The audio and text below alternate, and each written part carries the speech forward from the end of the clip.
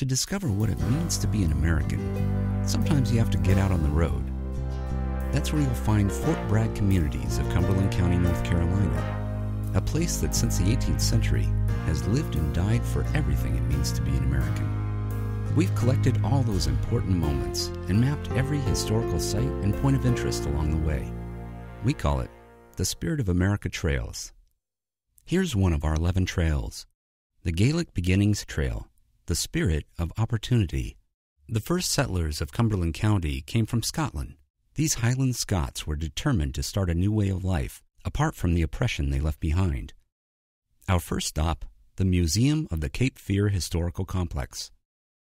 If you look all around Fayetteville, you see names like Highland and Campbell, and all this is evidence of the high Scottish population that came here in the 1700s. The mannequin behind me represents a Scottish man dressed in a formal outfit. His kilt is that of McNeil tartan.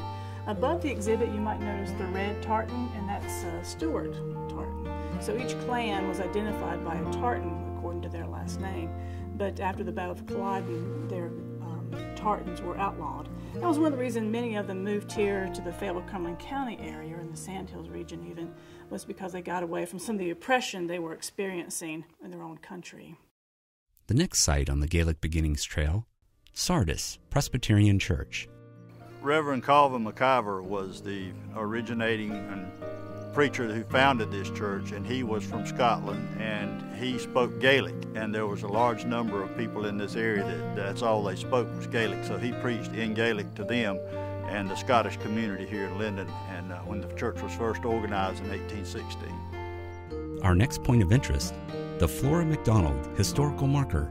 One of the better-known Scottish settlers of this area was Flora MacDonald. Even though she only lived here 4 years, had a huge impact. She was well-known among the Scottish community for helping Bonnie Prince Charlie escape as they were trying to restore him to the crown. That didn't quite work. They were loyalists, which means they had remained loyal to the crown, and so they were actually fighting their neighbors at Morris Creek and against the Patriots in general.